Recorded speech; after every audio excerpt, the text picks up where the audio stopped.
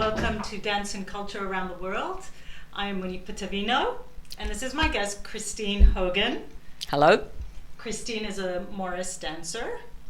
And Christine, just to introduce Morris dancing, before you start introducing Morris dancing, I'd like you to tell us a little bit about yourself, where you come from, and a little bit about your traveling and how you got into Morris dancing. Okay. Well, I'm a Londoner by trade, born and bred, and went to uni in London, but came to Australia by bus. We drove overland from London to Nepal. Wow. And then came from Bangkok down to Singapore and a Russian boat to Perth. And in Perth we were very interested still in continuing our English traditions.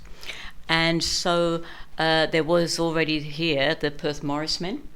And in 1978, when my husband joined it, the women, we were sort of trailing, our menfolk around, and they were having a really good time dancing, and we said, blow this, we want to do it too. And this coincided with a revival of women's Morris actually in England at the time.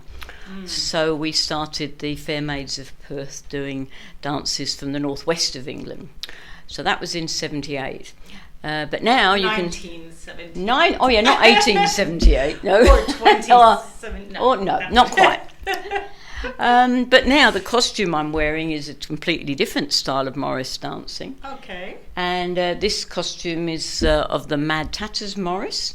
And we started here in Perth 11 years ago, a mixed Morris team, to do border Morris. That's the style of Morris dancing that originates from the borders between England and Wales. And in fact, some people say it's very rowdy to scare away the Welsh.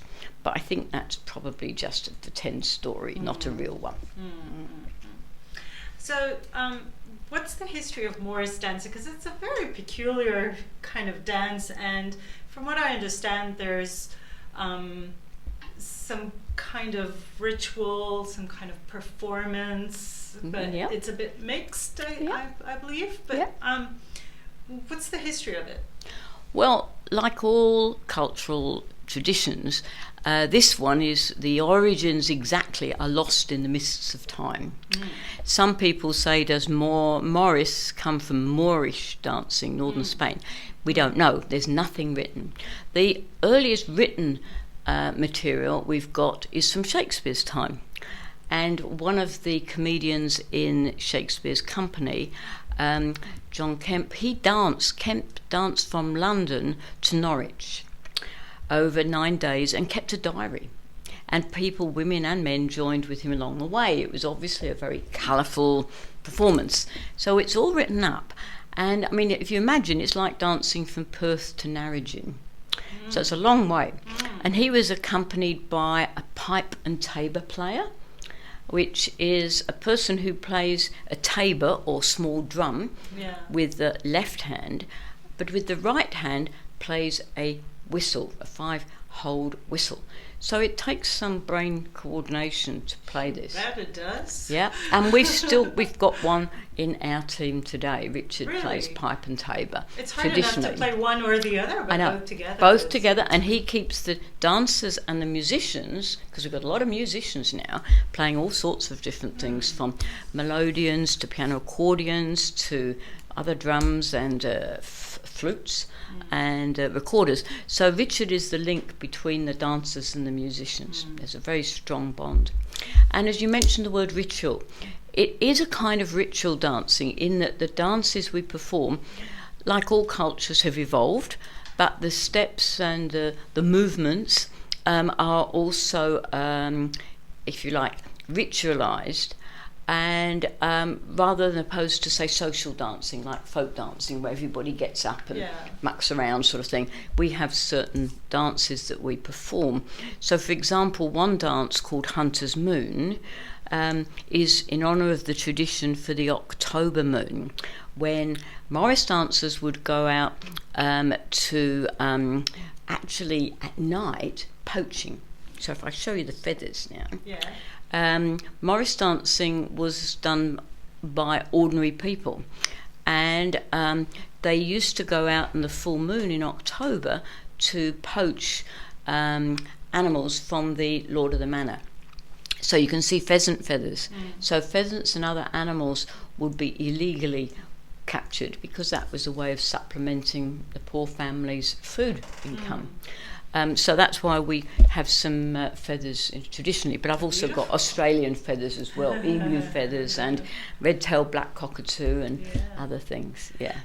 So that's more of an autumn kind of ritual. Is that something that's related to the season? The dance we perform any time, but we tell people the story because it's a hunting dance.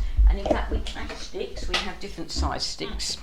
And so we clash sticks, and you'll hear later the music, which is we have bells on our knees. So when we dance, we're kicking the bells, and so we in Perth we dance all the year round. Preferably not in too much heavy rain because you can imagine we get pretty wet. But I mean, in the olden days, Morris dancing originally was performed for money, for the Lord of the Manor. Or in churches, or in stately homes. And then it was later on, it started to be performed at country fairs, and people would travel around. But in the early days, in the 1500s, begging, because people would put a hat out, and begging was illegal. People could be fined very heavily, or even imprisoned. Really? So this led to a tradition at that time for some teams to blacken their faces as disguise. And this nowadays has tended to, very few teams do, and in fact, unfortunately, it's been misconstrued because it's not anything to do with racism. It was using black as a disguise. And it sometimes has been misconstrued, which is a great pity because it was a cultural tradition. So what is when we spoke before this interview, you mentioned Cecil Sharp and Mary Neal, and I'd like to know what is their role in the history of Morris dancing. Okay. Well, Cecil Sharp was a very interesting man. He set about collecting English traditional music from farmers and people, and he went around England on a bicycle because he didn't want, he had the money to have a car in about the 1920s, but he went around by bicycle and he did recordings of traditional music. And in fact, in London now, Cecil Sharp House is a wonderful building with huge libraries, dance halls, and they teach various instruments. It's a big repository of English song and dance. Oh, that's amazing. And it's amazing. He was a major contributor.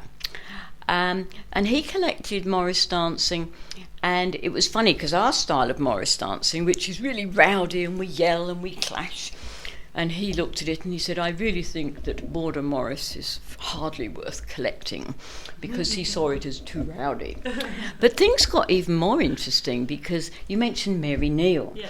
And I'm fascinated by this woman because she set up in London the Esperance Club, and of course in WA we've got the town of Esperance.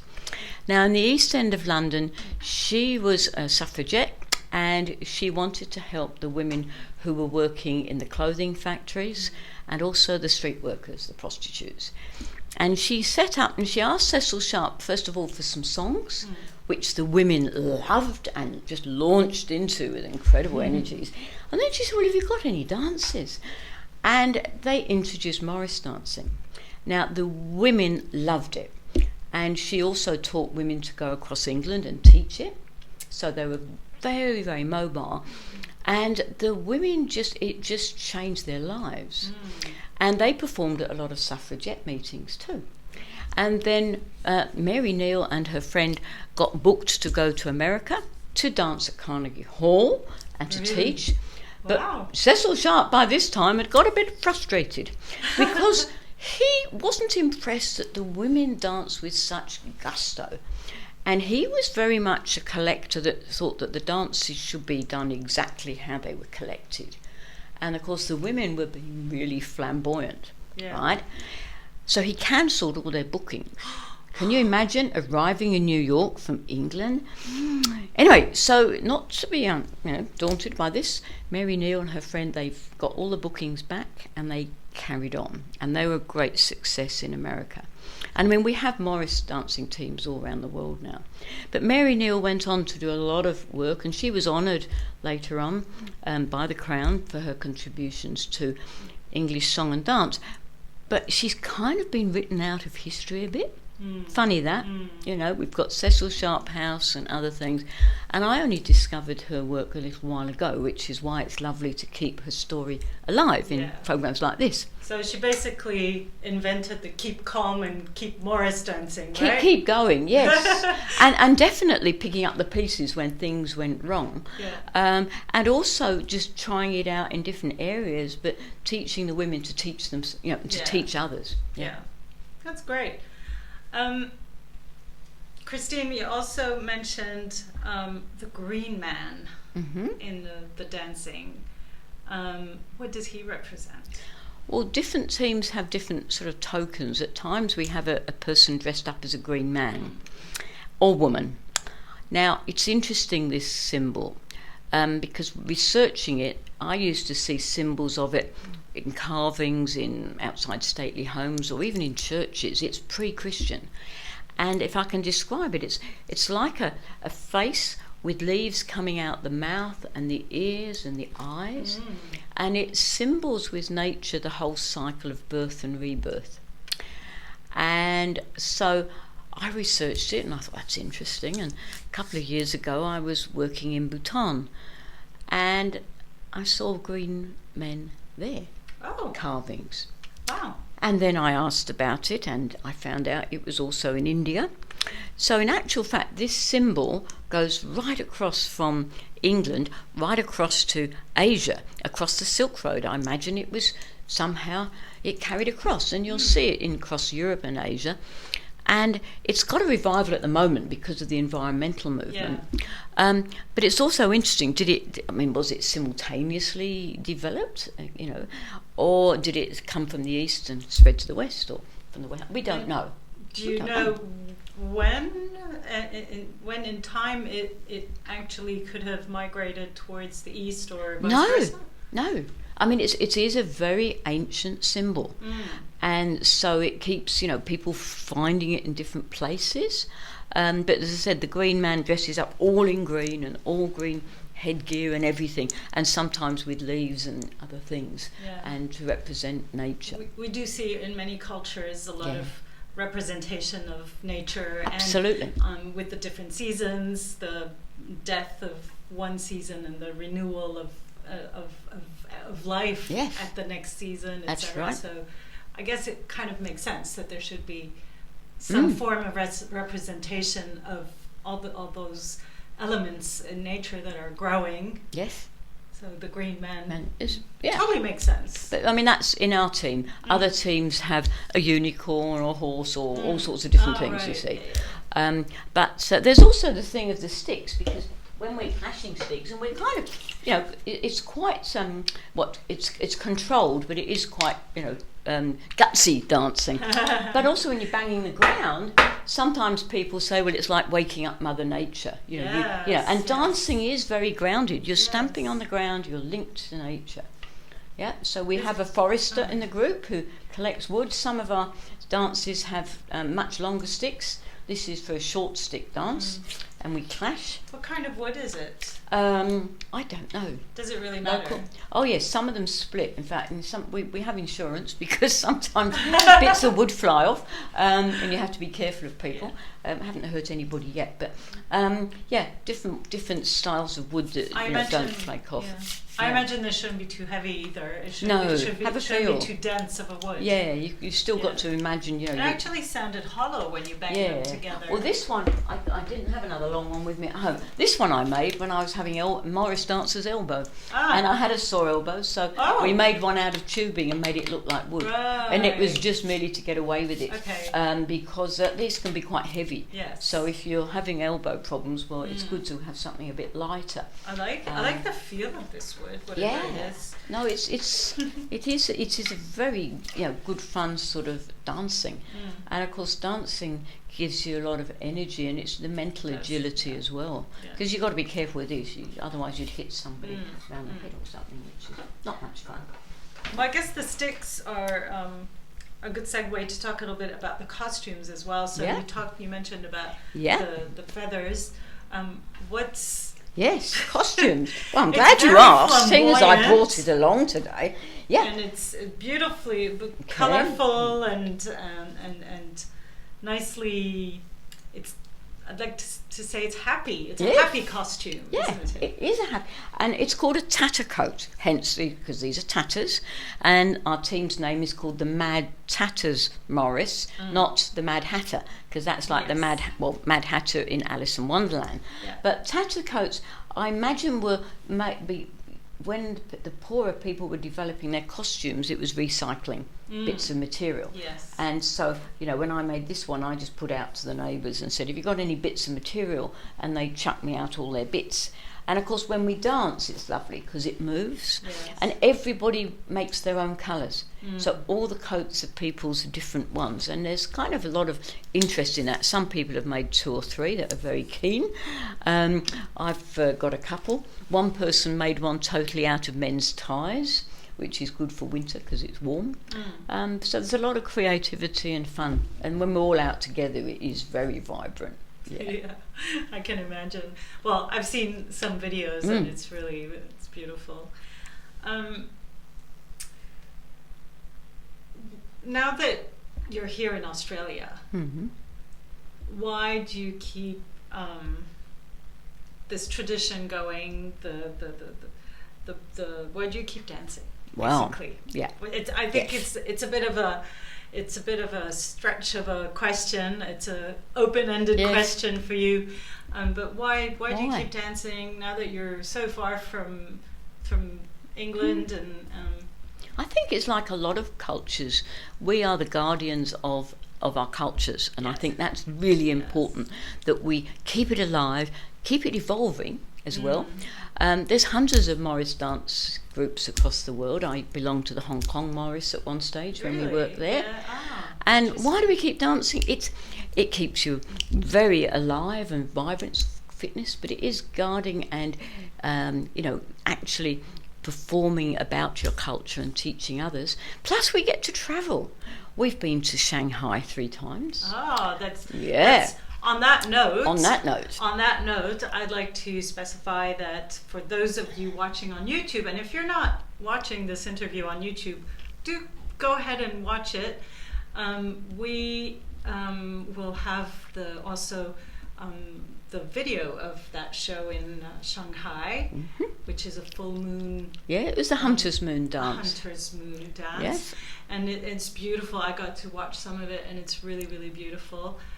There's the lighting is also playing with the moonlight, and everything, and your group also spoke or sang in Mandarin. Yeah, right. I had an idea because we were going, and I said to the group, "Well, why don't we dance on in a circle, and then suddenly stop, and we'll have 4 beats." And we'll launch into one verse of a traditional Chinese folk song. And the one that I knew was the Kung Ding love song. And I said, we just learn one verse and just see what happens. And of course, everybody said, oh, you're nuts, as usual. But that's okay. And we practiced, and the audience loved it. And, our dancing went out from 8 TV channels across China. So this, they told us, was going out to something like 300 million people or something, and we were going, oh, okay.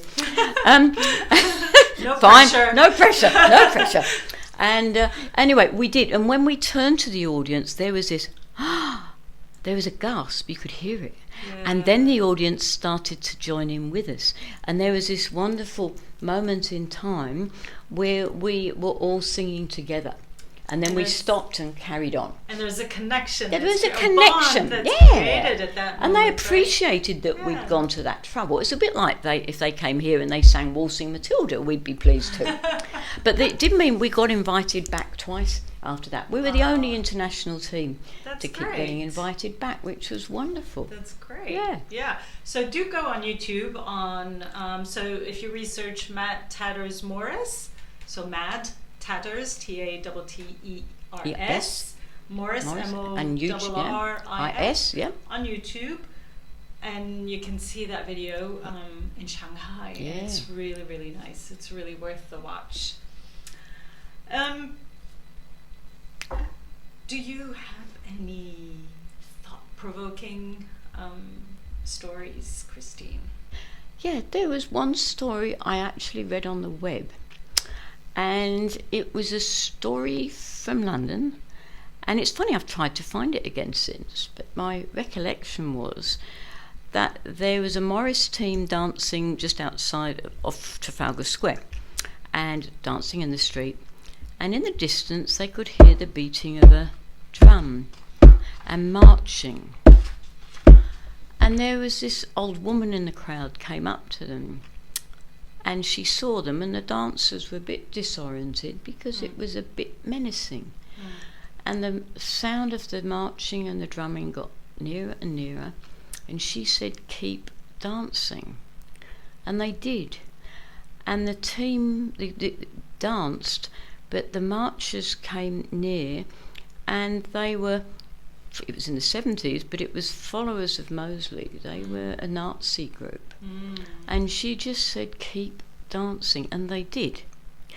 And when they finished, she went up to the team and she pulled her shirt back just to show the numbers on her wrist, and she was a concentration camp survivor. And I think that's something to be thought of. I mean, dancing is a major way of communicating. Music and dance is a wonderful way across cultures that we can engage in. But yeah, that was a story that stuck in my mind. You're living proof that dancing is a way of connecting people from different parts of the world together, because we all dance, don't we? Yeah. We all make sound somewhat. I mean, even if you go back to the hunter-gatherer, they probably did start banging on wood and making some kind of rhythm, some kind of tempo to move on and to move to. And we have different styles of music and different reasons for dancing in different parts of the world, and sharing it is always amazing to be able to learn from each other. And there's so much to learn, isn't there? Oh yes, and that's what's nice about going out to different fairs and cultural events, because we get to see so many other cultures and interchange with them. You know, backstage we meet all sorts of interesting people. Yeah. Totally. We're coming close to the end of this interview, Christine, but I'd like to say we're in very weird times at the moment with this pandemic going on, and we really have to acknowledge how lucky we are here in WA to be living so normally, so freely without COVID. I mean, it's really, I mean, we're very few in the world who can live the way we are living here in WA. That's true. How has COVID impacted your team? Well, we've been, as you say, very lucky. During lockdown, we Morris danced on Zoom in our homes, so we kind of still continued, doing some dance. It wasn't quite the same, obviously. But then there was one of the Perth Morris men, Terry Sweet, who we knew. He changed one of their dances, a Cotswold dance called Shepherd's Hay, and he wrote it up as COVID Hay for his team to dance at on May Day morn up at Kings Park. And in the chorus, he had built in all these sort of COVID desirable behaviours. Right. The social distancing, putting your arms out, the coughing into your sleeve, the washing of your hands. And so we called it COVID Hey. So And it's integrating our new normal yes, into a dance, right? absolutely. Yeah. And not, to actually get people to remember those behaviours. And so we filmed it at Earl's Ferry House in Guildford and made a YouTube of it, which we've sent around the world for other teams to enjoy as well, because it's culture evolving. So again, it's an old dance, but one part of it shows the COVID desirable behaviours, and it shows how ritual dancing can incorporate, things that happen to us in the world. Yeah. That's great. So I do encourage you to go check out the YouTube channel of Mad Tatters Morris, and check out all the different videos that you can. We're going to play a few at the end of this interview. Also check out Matt Tatters Morris Facebook page. Yeah. The website, mattattersmorris.org. There's the YouTube, which I've mentioned. You can also email Christine if you would like some more information about it, because Christine teaches Morris dancing, and it's Christine at Hogan's, HOGANS.id.au, or you could call the phone number is 927987778. And yes, I do encourage you to go watch the YouTube channel and see as many videos as you can, because it's really, really cool. Christine, thank you so much for coming by today and talking to us about Morris dancing. I can see the passion. I can hear the passion in your tone, and I can see the passion in your clothing. Thank you. And so we are here. I'd like to thank also Unite Studio for hosting us here.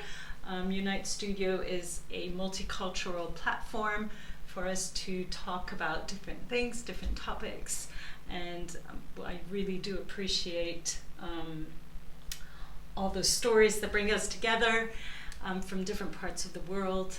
And again, Christine, thank you for sharing the Morris dancing with us here today. My pleasure. Thank you, Monique, very much indeed.